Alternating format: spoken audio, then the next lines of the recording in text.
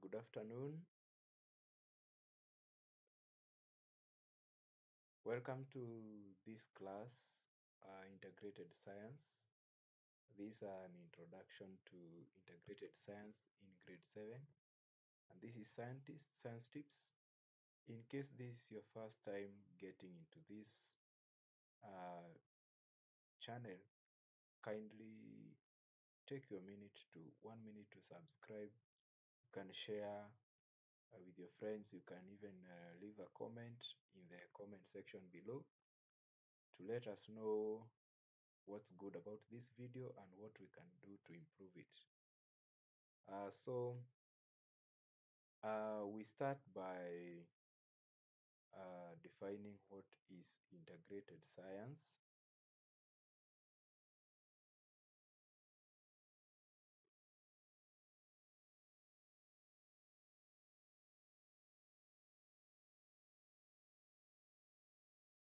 So what is integrated science?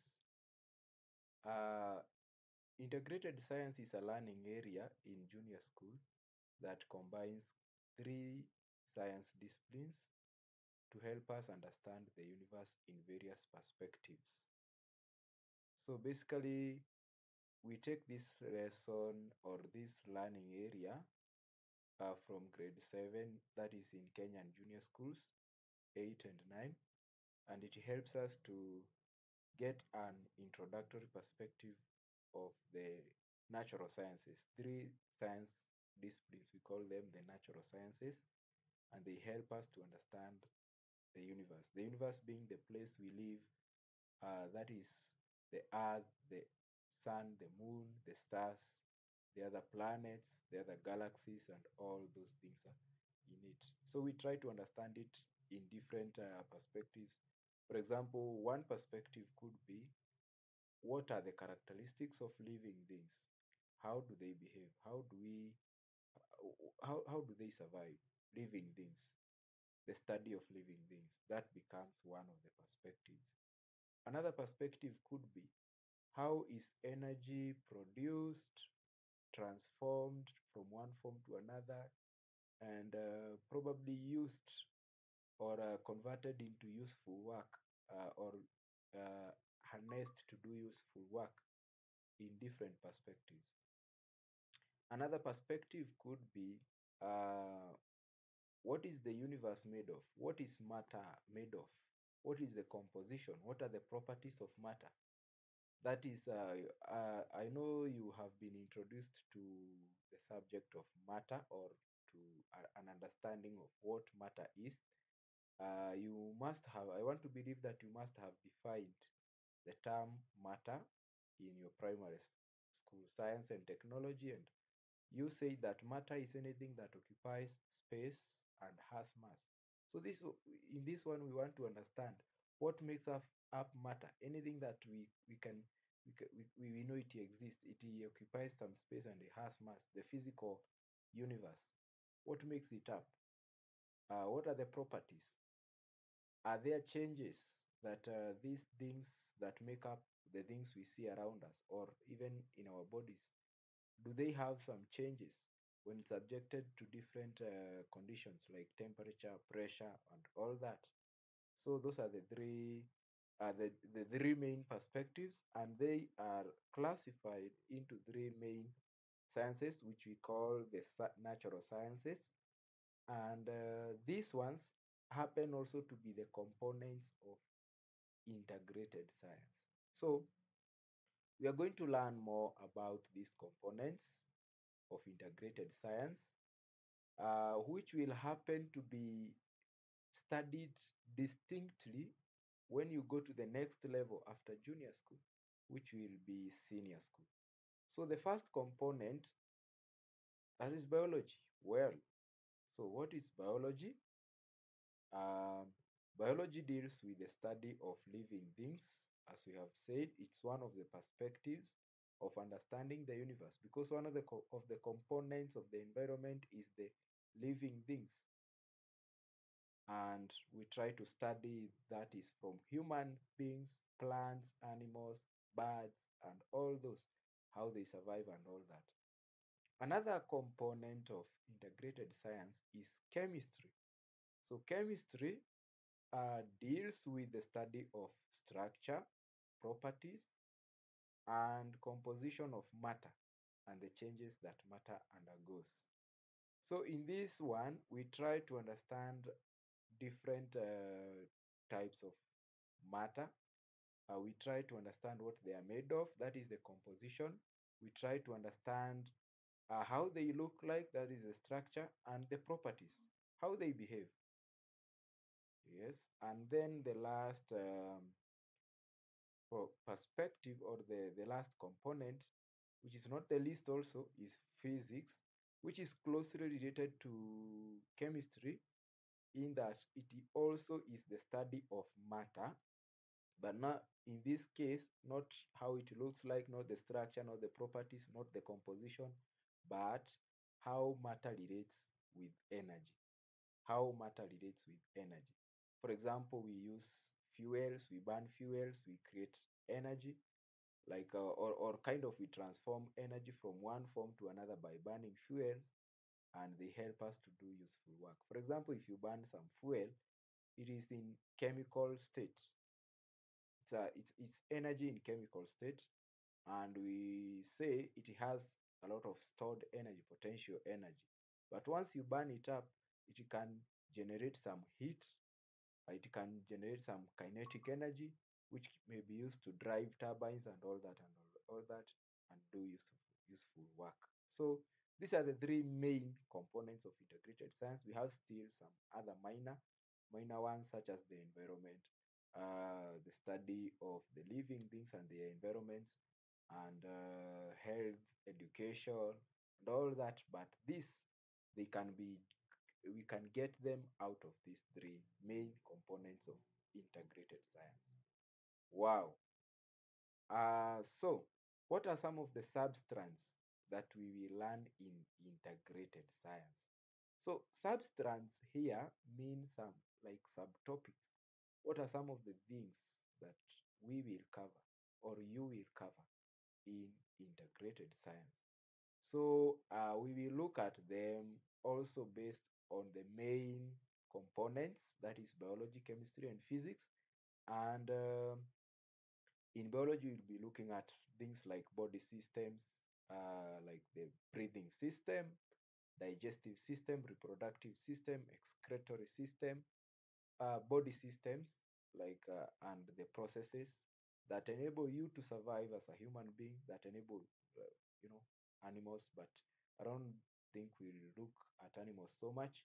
And even in the plants, how do plants reproduce?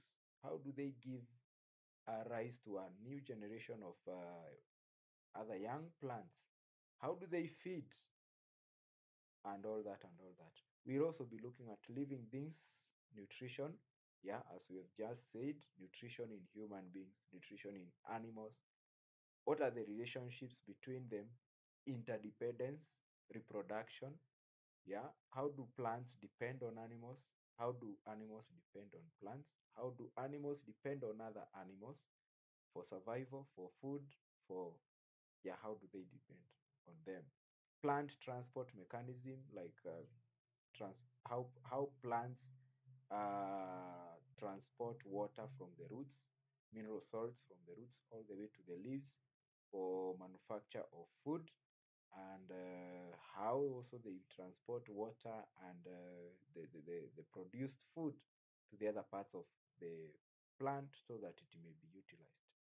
We'll also be looking at mechanisms such as pollination, yeah, pollination, agents of pollination, the adaptations of plants to different types of pollination, and also the methods of seed dispersal. That's very important in ensuring continuity in plants generations and all that. We also look at the sexual health.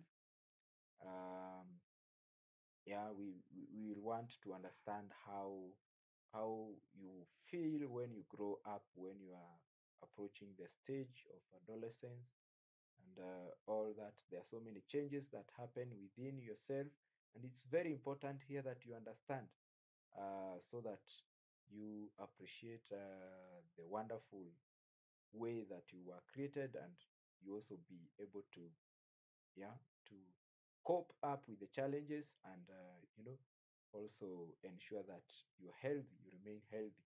Some of the diseases, um, these are not just sexual diseases. Yeah, we have sexually transmitted diseases.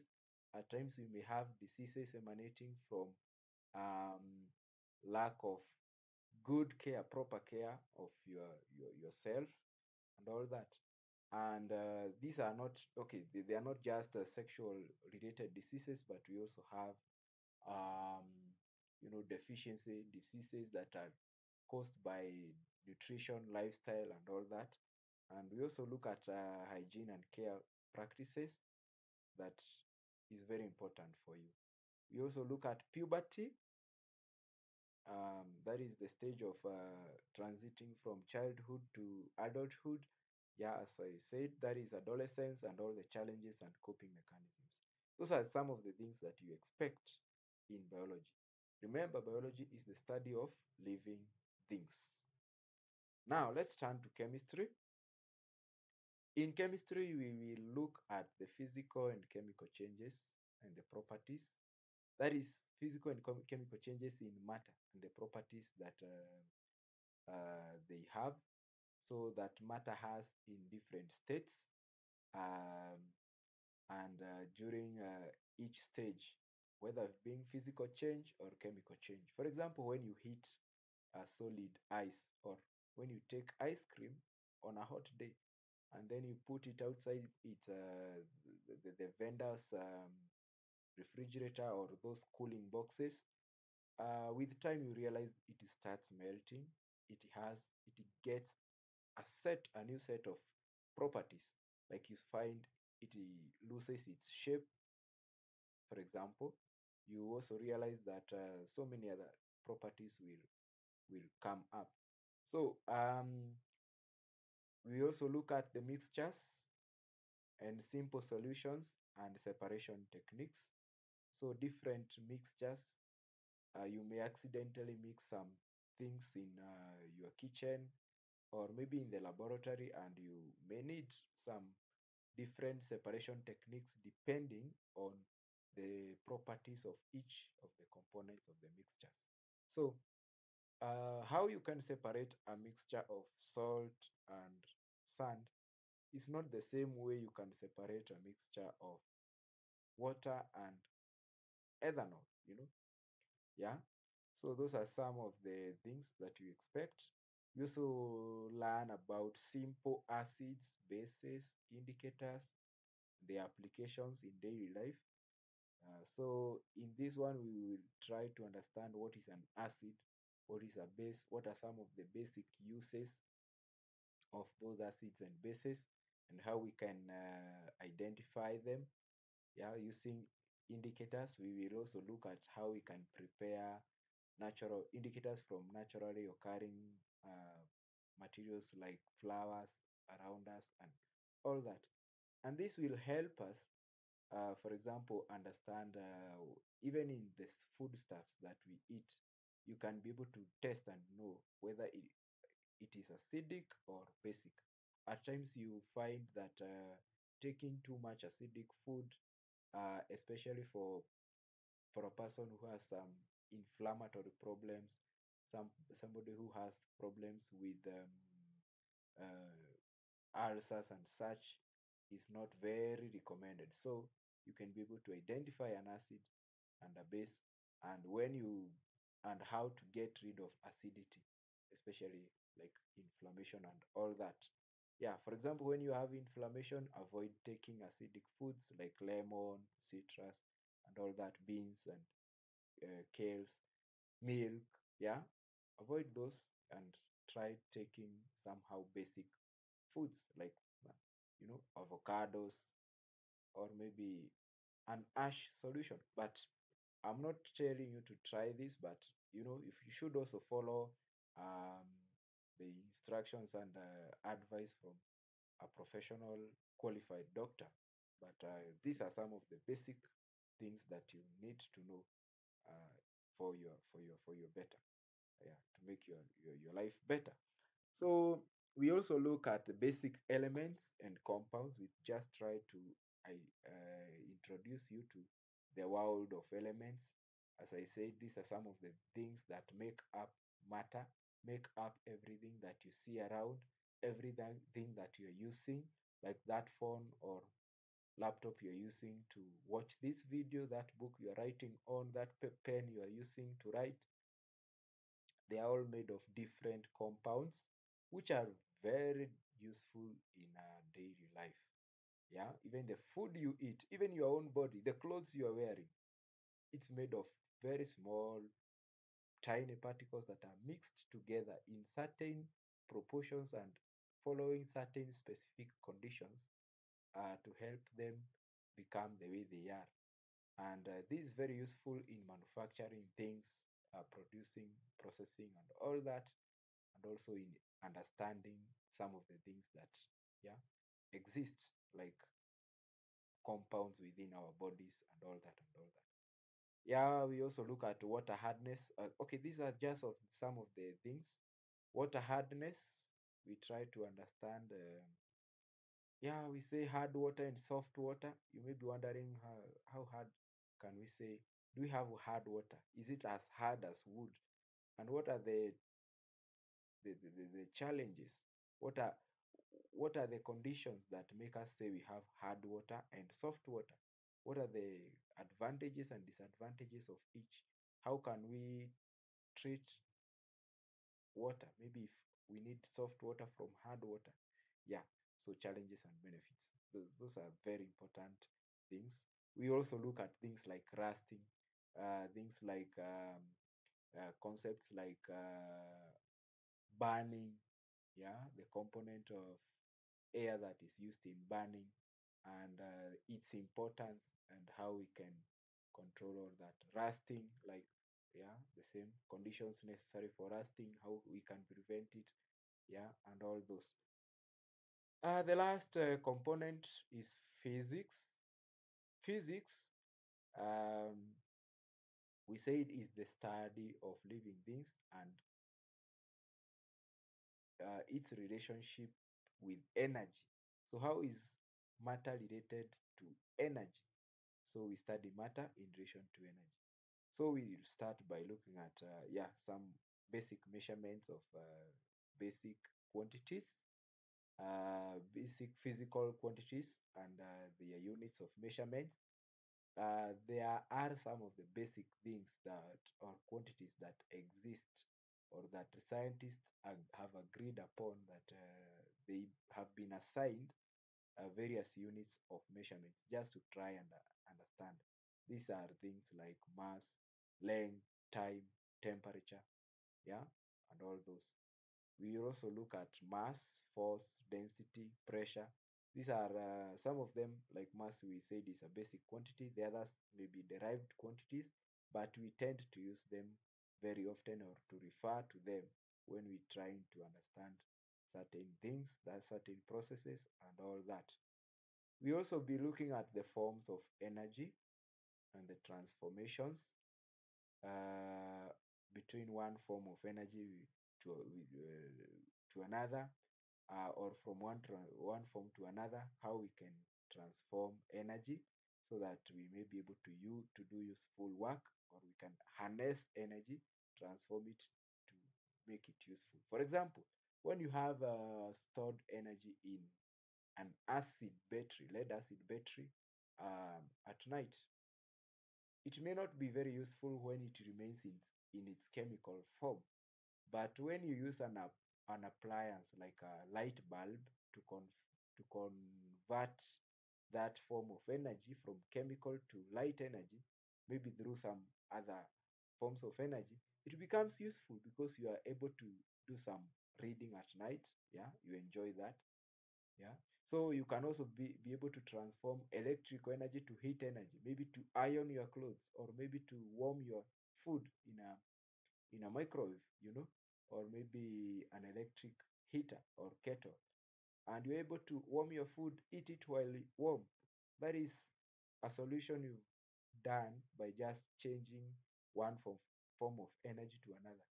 Another one is maybe you burn some petroleum in an engine, and that helps propel some shafts which rotate the wheels of a vehicle, and you are able to travel from one point to another without too tiresomely walking or all that. And that solves another problem. You want to get from point A to point B, and you make uh, good use of that energy. We look at sources of electricity, simple circuits, how to connect them, how to, connect some simple circuits, and the advantages and disadvantages of different types of circuits, simple circuits, and when we need some, when do we need to have a certain type of circuit, like that, like a parallel circuit, like a series circuit, and all that. Yeah, we look at magnetism. This is another wide field of study which is full of solutions to daily problems. Even from medicine, yeah, doctors use magnetism to do some scans,